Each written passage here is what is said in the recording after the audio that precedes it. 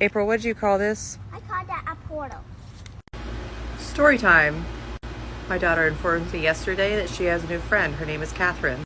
She lives in her room. She wears the same thing every day. She can kind of see through her. Catherine asked April not to tell me that she was there because I would kick her out.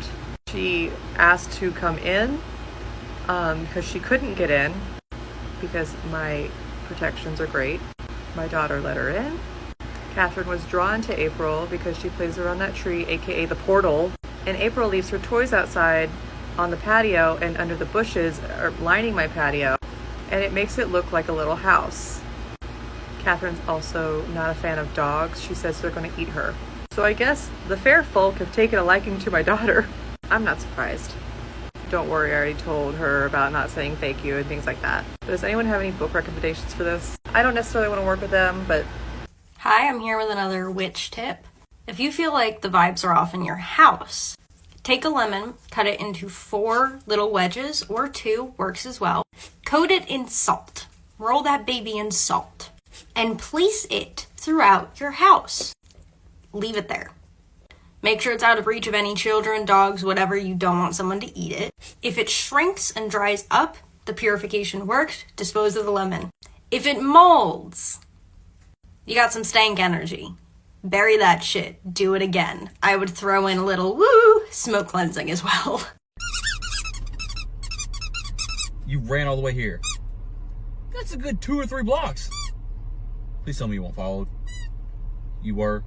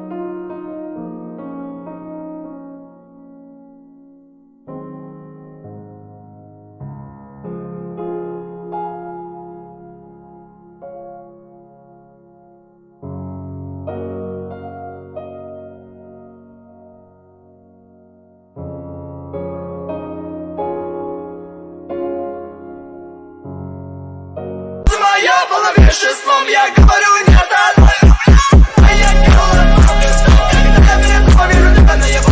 Ты моя половина. Over the years of being a witch, I've learned a few tips and tricks. So here are 50 magical charms I've put together. Lay thorny branches on your doorstep to keep evil away. Eat a pinch of thyme before bed and you will have sweet dreams. Place chips of cedar wood in a box with some coins to draw money to you. Carry anemone flower to ward against illness. Hang seaweed in the kitchen to ward off evil spirits. Burn all spices and incense to draw money or luck to you. And speed healing. Cut an apple in half and give 1/2 to your lover to ensure a prosperous relationship. Place a piece of cotton in your sugar bowl to draw good luck to your house. Place almonds in your pocket when you need to find something. Popcorn kernels work the same. Scatter chili peppers or chili flakes around your house to break a curse. Scatter some sugar to purify a room. Throw rice in the air to make it rain. Carry a potato in your pocket or purse to ward against colds. Put a pine branch above your bed to keep illness away. Welcome to part 2 of 50 magical charms. Carry a chunk of dry pineapple in a bag to draw luck to you. Ask an orange a yes or no question before you eat it, then count the seeds. Even means no, odd means yes. Toss oats out your door to ensure that your garden or crop will be beautiful. Place lilacs around your house to rid yourself of unwanted spirits. Add lemon juice to your bath water for purification. Carry a blade of grass to increase your psychic powers. Smell dill to get rid of hiccups. This really works. If you place a sachet of dill over your door, those who wish you ill cannot enter your home. A blue sachet will boost this charm. Place cotton on an aching tooth and it will ease. Buy cotton to cause rain. Take a piece of cotton and put pepper inside of it and sew it shut to make a charm to bring back lost love. Let me know in the comments if you want more of these magical charms. Part 3 of 50 magical charms. Carry a small onion to protect against venomous animals. Place a sliced onion in the room of an ill person to draw out sickness. Mix salt and pepper together and scatter it around your house to dispel evil. Smell peppermint to help you sleep. Hang a pea pod containing 9 peas above the door to draw your future mate to you. Avocado is an aphrodisiac. Carry an avocado pit with you to let your inner beauty shine outwardly. Celery is an aphrodisiac. Chew celery seeds to help you concentrate. Eat grapes to increase your psychic powers. You can also eat them to increase your fertility. Place an onion under your pillow to have prophetic dreams. Eat lettuce to drive lustful thoughts from your mind. Or rub a lettuce leaf over your forehead to help you sleep.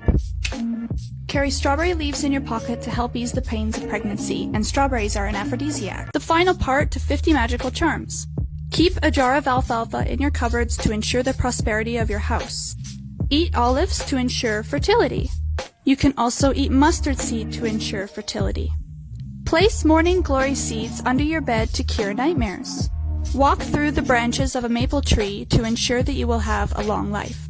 Eat a peach to assist in making a tough decision. Carry peach wood to lengthen your lifespan. Eat 5 almonds before consuming alcohol to lighten the effects of intoxication. Carry a walnut to strengthen your heart muscle. So feel free to pause here. I am including them in like a list format because I somehow only got 49, but I know I have 50.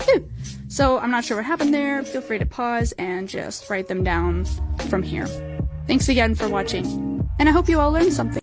If you were thinking about getting moldavite, don't do it. Okay, part 2. The thing about moldavite is that it brings you to your highest self, and that is a painful, extremely difficult process. Moldavite brings upheaval. So anything that's in your life that is not meant for you, moldavite is going to rip it out. The first few months of having moldavite were truly the hardest months of my entire life. But the thing is, I overcame those to become literally the best and happiest version of myself. Moldavite is gonna take the trash out, and there's gonna be shit that you're not ready to let go of. But that's the whole point. Moldavite is here to separate you from the things that no longer serve you. Or not, you can actually change your life in just 8 minutes every single morning. If you've been feeling the pull for a change, why don't you try these 8 steps every single morning for 30 days and see how your life changes. 1. Make your bed. It's the first task you'll complete of the day and you'll be less inclined to get back into it. 2. Drink a glass of water. You've been fasting for 8 hours, your body's dehydrated, it needs some fluid. 3. Breath work. Connect to your life force energy. 4. Meditate. Sit in silence for 1 minute. Meditation exercises our pituitary gland, which releases oxytocin, serotonin, endorphins, relaxants, dopamine. All of the good things that your body naturally produces, you have access to for free. 5. Journal for 1 minute. Get all of your thoughts out on the paper, a stream of consciousness, no matter how messy. 6. Exercise for 1 minute. Do 50 star jumps. Run to the end of your garden. Run to the end of your kitchen. 7. Gratitude. Recite all of the things that you're grateful for and all of the things that you're going to be grateful for as if you've already received them. 8. Read a page of your book or listen to 1 minute's worth of personal development. Master your morning, master your life. Here's another spiritual themed put a finger down challenge.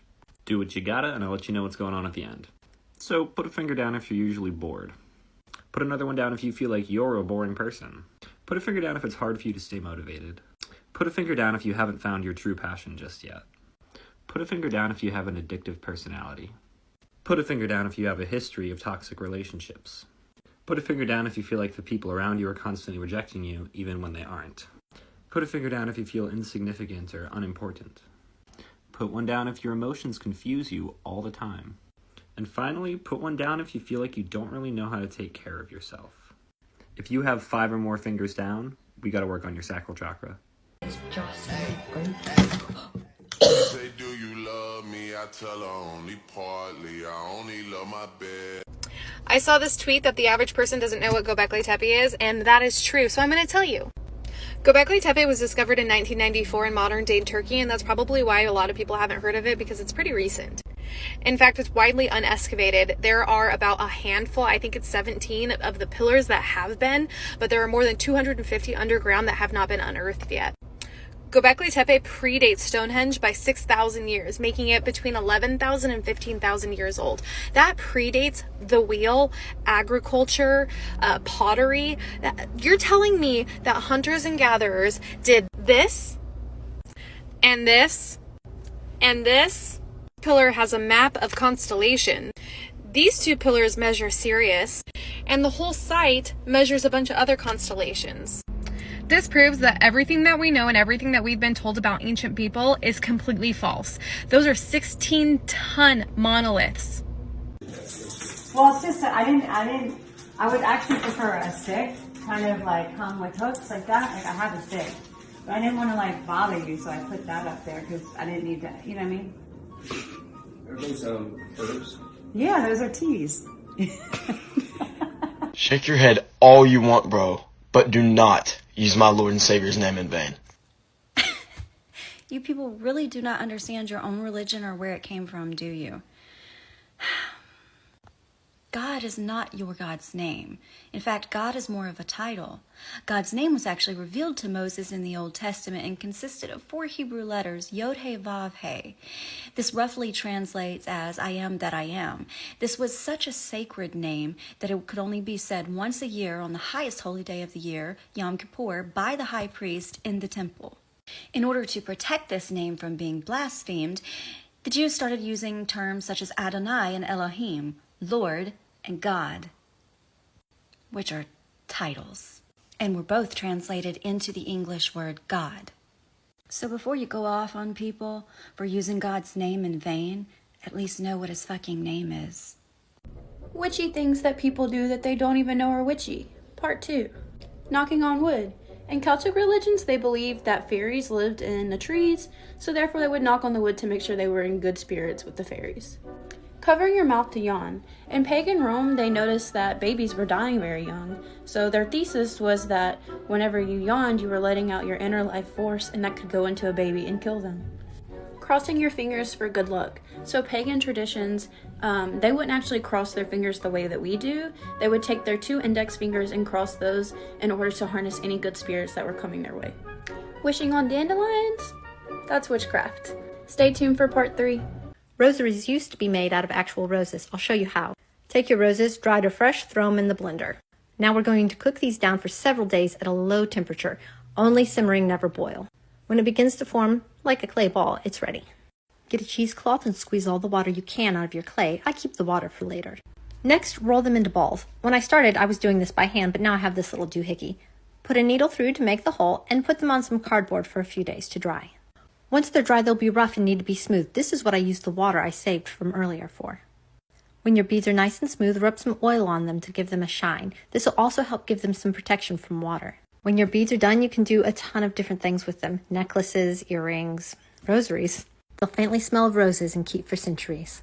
Hey y'all, so I tripped myself up today because I was thinking, like, we're literally taught everything. Like, for example, this is the color purple, right? You know that's the color purple because you've been taught that that is the color purple. Anyways, this crazy thought process made me Google, how do I know that blue is the color blue? Which I was a little but I came across this really interesting article basically saying that the color blue didn't exist until modern times. So the scholar noticed that if you read the Odyssey, Homer describes the ocean as like a wine dark color, along with other strange hues. He never uses the color blue to describe the ocean. So a philologist decided to follow up on this. And he'd analyzed some ancient Icelandic, Hindu, Chinese, Arabic, and Hebrew texts to see if the color popped up anywhere. No mention of the word blue. The first society to actually have a name for the color blue were actually the ancient Egyptians, because they were the only culture that could produce blue dyes. It seems from then that awareness about the color blue spread. Y'all, it gets more interesting, so stay tuned for part 2. So just because there wasn't a word for the color blue doesn't mean that people couldn't see it, right? So the psychologists work with this tribe, and in their language there's no distinction between the color green or blue. Listen to how weird this is. So they wanted to test on whether or not these people could actually see blue or not. He showed the tribe members a circle, the 11 green squares and one obviously blue square. Tribe struggled to find the blue square. It's really obvious to us, right? The ones that did guess right went through a lot of trial and error to figure out which one was blue. So even more interesting, this tribe actually has a lot more names for the color green than we do. So they did a reverse experiment. They showed English speakers this circle. Guess what? One of these colors are different. Can you tell? Well, if you can't, most English speakers couldn't. But the people from the tribe were able to recognize which color was off right away. Isn't it weird how we perceive things so differently as humans? There was another study done. So Russian speakers apparently don't have one word for the color blue. They have a word for light blue and a word for dark blue. They can tell the difference between blues way faster than English speakers who only know the word blue.